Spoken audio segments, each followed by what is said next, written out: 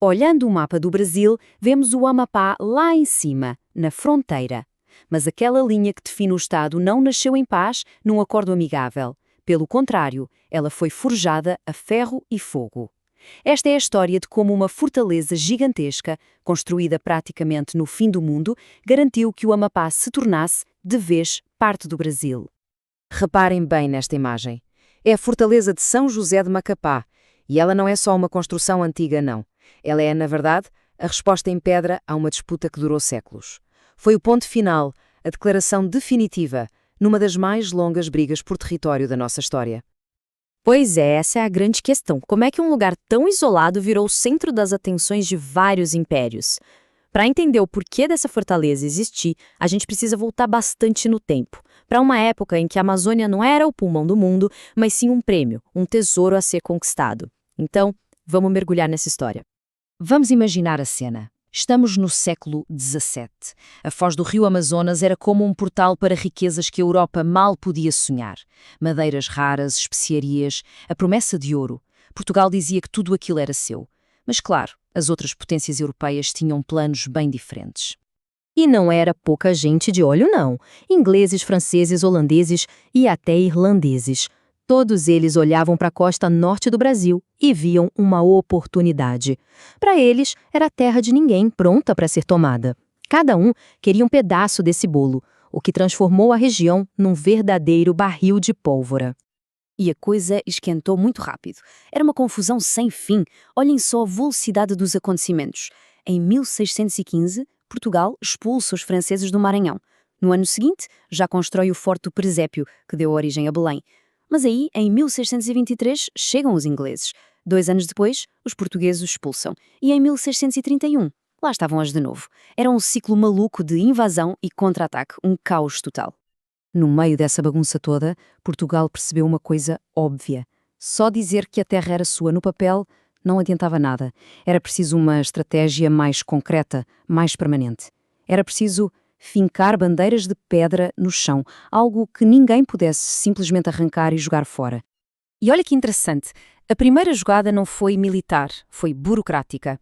Em 1621 foi criado o Estado do Maranhão, uma administração separada do resto do Brasil.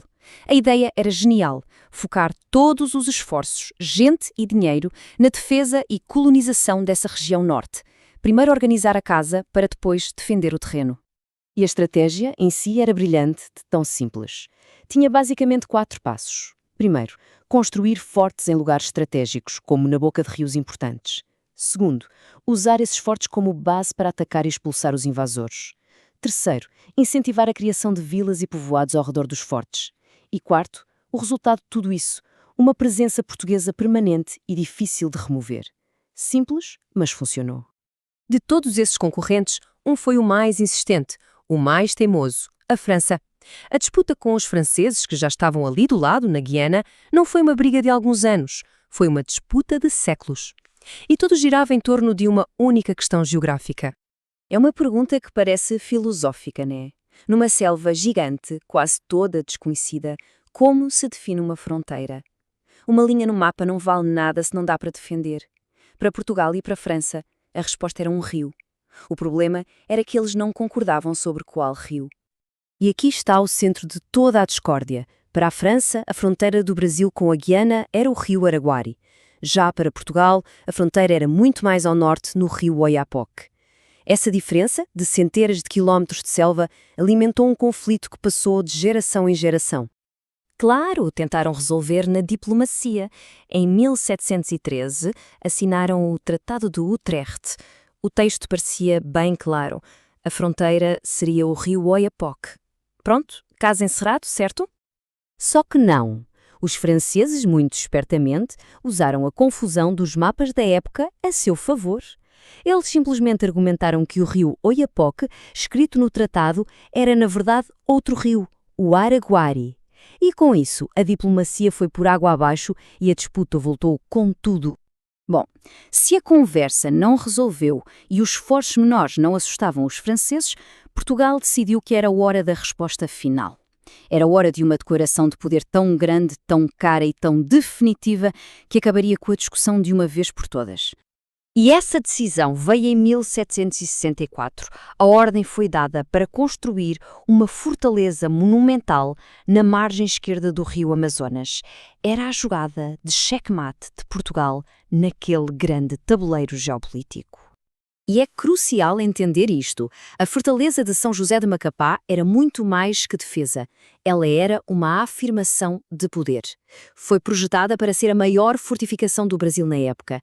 Era uma mensagem caríssima, construída em pedra, dizendo para a França e para o mundo: esta terra é nossa. Só que essa afirmação teve um custo humano brutal. Construir algo dessa magnitude no meio da Amazônia foi uma verdadeira tragédia. O próprio engenheiro-chefe da obra morreu de doença lá.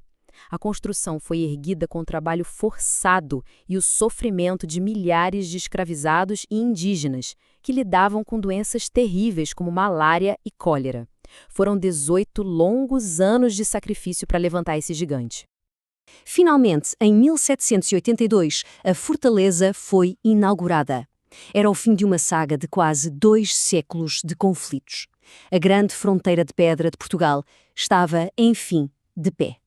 E os seus objetivos eram bem claros, como mostra este documento da época. A fortaleza servia para impedir invasões pelo rio, defender a cidade que cresceu ao seu redor e funcionar como uma grande base militar para qualquer operação na região. Era uma máquina de guerra completa. Com aquele monstro de pedra dominando a foz do Amazonas, a disputa militar praticamente acabou. A França continua na Guiana, claro, mas qualquer plano de expansão para o sul agora encontrava uma barreira intransponível. O Amapá estava, enfim, garantido como território português e futuro território brasileiro. E essa história toda deixa uma reflexão final, não é? O caso do Amapá mostra que uma linha num mapa pode não significar nada. A posse real de um território, naquela época, exigia poder, muito sacrifício e às vezes construir uma fortaleza no fim do mundo. E isso nos faz pensar, quantas fronteiras que hoje parecem tão estáveis não foram na verdade decididas pela força e não pela diplomacia.